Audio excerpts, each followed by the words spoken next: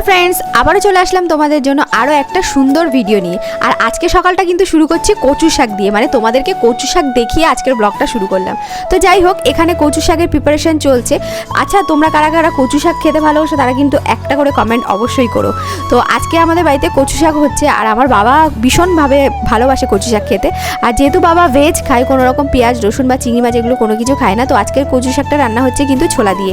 সত্যি কথা বলতে না, ছোলা দিয়ে কচু শাক খেতে আমার ভীষণ ভালো লাগে, মানে চিংড়ি মাছের থেকেও বেশি ভালো লাগে। আর একটা জিনিস কিন্তু খুব ভালো লাগে, সেটা হচ্ছে ইলিশ মাছের মাথা দিয়ে কচু শাক, মানে ভীষণ ভালো লাগে ওটা।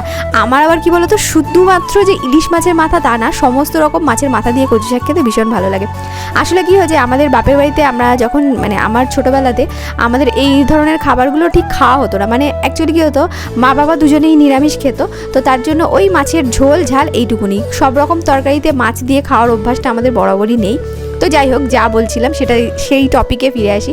তো এখানে টেবিলে দেখতে পেলে একটা ডিম ভাজা রয়েছে, ওটা দিয়েই এখন রাজু খেয়ে যাবে, কারণ এই কচু শাকটা রান্না যতক্ষণ হবে ততক্ষণ অনেকটা বেলা হয়ে যাবে, ওর অফিসের জন্য লেট হয়ে যাবে, তার জন্য ও শুধুমাত্র ডিম ভাজা দিয়েই ভাত খেয়ে চলে যাবে। কচু শাকটা রাতে খেয়ে নেবে, মানে দুপুরে তো আর আসবে না, রাতে একবার এসে খেয়ে নেবে। আর এই কচু শাকটা রান্না করতে কিন্তু প্রচুর টাইম লাগে। সত্যি কথা কি বলো তো, এইগুলো খেতে ভালো লাগে, মানে এই ধরনের খাবারগুলো মোচা বলো, কচু শাক বলো, এই ধরনের জিনিসগুলো খেতে ভালো লাগে, কিন্তু রান্না করতে এত বেশি টাইম লাগে, তার জন্য মানে বিরক্ত হয়ে যেতে হয়। তো নর্মালি এগুলো সব সময় তো খাওয়া হয় না, মাঝে মধ্যে খাওয়া হয়। আর আমার তো ভীষণ পরিমাণ ভালো লাগে, তোমাদেরও কার কার ভালো লাগে অবশ্যই কিন্তু জানিও। তো যাই হোক, মোটামুটি কচু শাকটার এখানে প্রিপারেশান তো চলছে, এটা এখন আস্তে করে দিয়ে এখন হবে। সমস্ত রকম মশলাপাতিগুলো দিয়ে দিচ্ছি, আর ফোড়নের মধ্যে যেগুলো দেওয়ার সেগুলো দিয়েছি, তেজপাতা, শুকনো লঙ্কা, কাঁচা লঙ্কা, একটু গরম মশলা, এই সমস্ত ফোড়ন দিয়ে, ছোলা দিয়ে, আদা দিয়ে এবার কচু শাকটা দিয়ে দিয়েছি। তারপরে যে সমস্ত গুঁড়ো মশলাগুলো থাকে ওইগুলো, আর চিনির পরিবর্তে এখানে বাতাসা দিয়েছি, কারণ নর্মালি আমি তরি তরকারিতে বাতাসাটাই বেশি ইউজ করি। তো এদিকে রান্নাবান্নার কাজ তো চলছে, তার সাথে সাথে আবার ওদিককার কাজকর্মও চলছে, মানে ঘরের কাজকর্মও চলছে। আর হচ্ছে কি বলতো, আজকে এই সমস্ত রান্নাবান্না হচ্ছে, তার সাথে সাথে মাছের কোনো আইটেম আজকে আর হবে না, কারণ এই নিরামিষ অনেক কিছু রান্না হচ্ছে, তার জন্য মাছের কোনো আইটেম রান্না হবে না। তো ওদিকে কাজকর্ম সেরে নিয়েছি, আর রাজুকেও দেখলে ভাত দিয়ে দিয়েছি। আর রাজু এখন প্রচণ্ড তাড়াহুড়ো করছে অফিস যাবে বলে। আর কি হয়, সকালবেলা থেকে রাস্তার তো কাজ হচ্ছে, তোমরা তো জানো, আর ও সকাল থেকে গিয়ে রাস্তার ওখানে দাঁড়িয়ে থাকে, মানে ওখানে দাঁড়িয়ে দাঁড়িয়ে কাজ দেখে, তারপরে গিয়ে লেট হয়ে যায় তখন এবার তাড়াহুড়ো করতে থাকে। আর এখনও দেখো বিছানাটা পড়ে আছে, বিছানাটা এখনও পর্যন্ত গোছানো হয়নি। আর এখানে কচু শাক মোটামুটি রেডি হয়ে গেছে, দেখো কতটা পরিমাণ ছিল, সেটা কমে এতটা হয়ে আছে। তো তারপরে আবার ভাবছি কী রান্না করব সেটা ভেবে আজকে ফার্স্ট টাইম বিউলির ডাল রান্না করেছি। আমি সত্যি কথা বলতে কোনোদিন রান্না করিনি। আর তার সাথে এখানে দেখো আলু পোস্তর জন্য আলু কেটে নিয়েছি। আমি ইউটিউবে দেখেছি বিউলির ডাল আর আলু পোস্ত নাকি খুব বেশি ভালো লাগে খেতে, তো তার জন্যই আজকে বানাচ্ছি। আর তারপরে একটা শাঁকালু কেটে নিয়ে একটু রোদে বসে বসে খেলাম। নর্মালি শাঁকালু না খুব একটা ভালো লাগে না আমার, কিন্তু আজকে ওই একটু বিট নুন দিয়ে খেয়েছি, বেশ ভালোই লাগলো। এইরকম শীতের সকালে রোদে বসে বসে কোনো জিনিস খেতেও কিন্তু বেশ ভালো লাগে। আর দেখো, তোমাদের সঙ্গে গল্প করতে করতে এখানে বিউলির ডালটা হয়েও গেছে। কিন্তু একটা কথা তোমাদেরকে বলছি, বিউলির ডালটা না একদমই বাজে হয়েছিল খেতে। আমি কোনোদিন রান্না করিনি, আমি ইউটিউব দেখে করেছি, আমার একদমই ভালো লাগেনি। আগেও আমি এক দুবার খেয়েছি বিউলির ডাল আমার একদমই ভালো লাগে না খেতে। আর আমি তো এবার মানে প্রথম রান্না করেছি, আমি জানিও না কীভাবে রান্না করতে হয়, তো একদমই বাজে হয়েছিল খেতে, একটুও ভালো লাগলে আর কোনো দিনই রান্না করবো না। তো যাই হোক, এখানে দেখো আরও স্কুল থেকে চলে এসেছে, আর ওকে একটা বেদানা ছাড়িয়ে দিচ্ছি, বেদানাটা খাবে, তারপরে খেয়ে দিয়ে ও স্নান করবে। যেসব বাচ্চাদের না সকালবেলা করে স্কুল থাকে, তাদের না এই ফল খাওয়ার টাইমটা মানে ভীষণ প্রবলেম হয়। অ্যাকচুয়ালি সব ফল তো আর বিকালে খাওয়া যায় না, খাওয়ার টাইম হচ্ছে সকালে।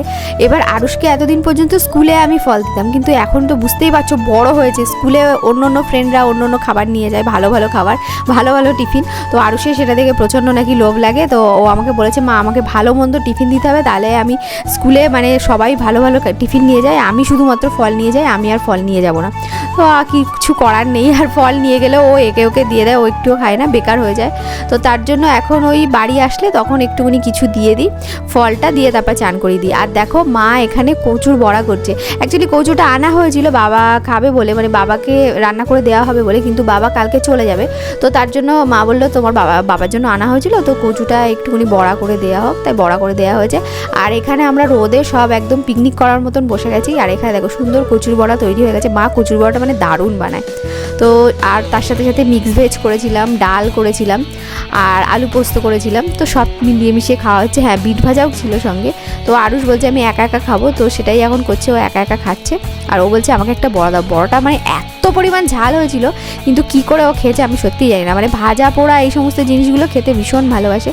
তো খাওয়া দাওয়া কমপ্লিট। এখন এই যে লাইট ফাইট সব অফ করে দিয়েছি, ওকে এখন ঘুম পাড়াবো, একটুখানি আমিও তার সাথে সাথে একটুখানি শোবো, কারণ ভীষণ টায়ার্ড লাগছে। আর এখন হচ্ছে সন্ধেবেলা, ঘুমটুম কমপ্লিট করে একদম আমরা বসে গেছি। মানে এখানে সন্ধেবেলা আরুষ খেলা করছে। আর এদিকে দেখো আমি ওই এটা হয় না ইলেকট্রিক কেটেলটা, ওটা একটুখানি পরিষ্কার করতে বসেছি। অ্যাকচুয়ালি ভিতরটা মাজা যায় না ঠিকমতো, তার জন্য একটু ভিনিগার আর জল দিয়ে ওটাকে একটুখানি ফোটাচ্ছি। ওটা করলে না একদম ভিতরটা পুরো ক্লিন হয়ে যায়। তোমরাও ট্রাই করে দেখো। আমি ওটা ইউটিউব থেকেই দেখেছি, দেখে আর কি করেছি।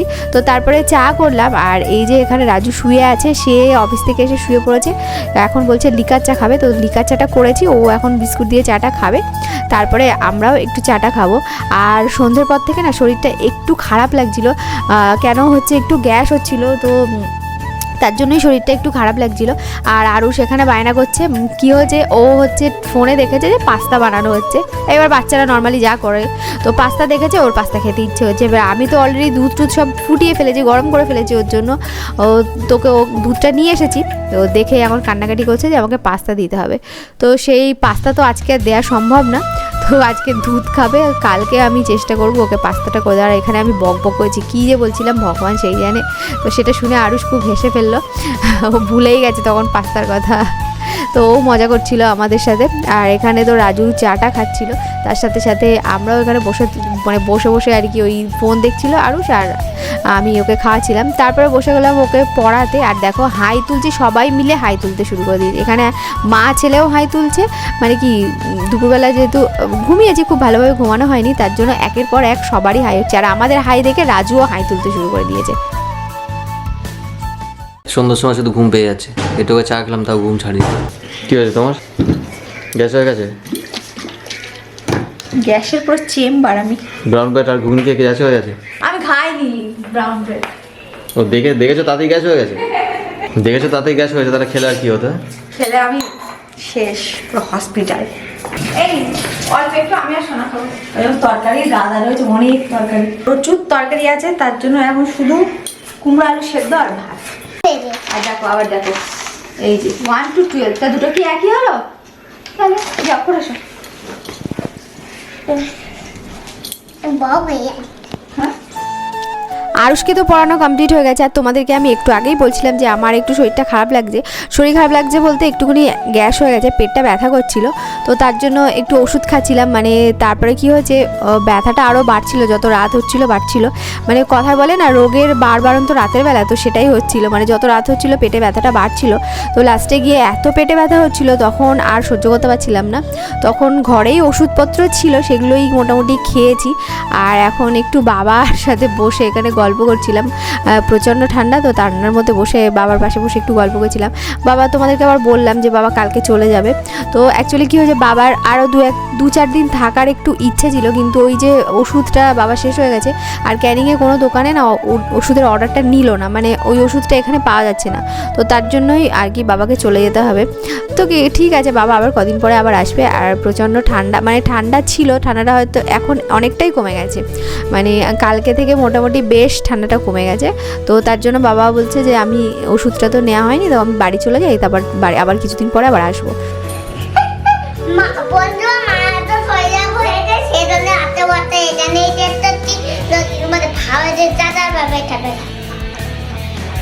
এখন শেষ হয়নি তো? অবস্থা তোমার বাবা মাকে কেমন লাগছে? তোমার তোর বউ মানুষের শরীর খারাপ আর তুই এইসব করছিস? তো রাতের বেলা এতটাই শরীর খারাপ হয়ে গেছিলো, আমি তো আর বিছানা থেকে উঠতেই পারছিলাম না, এত পেটে ব্যথা করছিল, বমি হচ্ছিল, মানে পুরো অ্যাসিড হয়ে গেছে। তো তার জন্য মা আরুষকে ডিম ভেজে দিচ্ছে। আরুষ আবার বায়না করছে মাছ ভাজা খাবো, আলু ভাজা খাবো, এই সমস্ত করছে।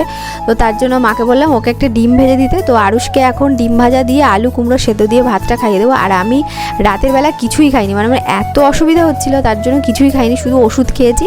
তো মা সবাইকে ভাতটা দিয়ে দিয়েছে, রাজুকেও ভাত দিয়ে দিয়েছে, আমি আর উঠিও নি। আর আর খাইও নি, বাবাকেও ভাত টাত সব দিয়ে দিয়েছে। আজকে সবাই ভাতই খাওয়া হয়েছে, রুটি টুটি কোনো কিছুই আজকে করা হয়নি। ওই যে বললাম শরীরটা খারাপ, তার জন্য। আর ওই যে কচু শাকের তরকারি অনেক তরকারি ছিল, তার জন্য আর ভাত মানে রুটি করা হয়নি। তো চলো আজকের মতন ব্লগটা এখানেই শেষ করছি, আর তোমাদের সঙ্গে আবার নেক্সট ব্লগে দেখা হচ্ছে। ততক্ষণের জন্য তোমরা ভালো থেকো, সুস্থ থেকো, আর টাটা।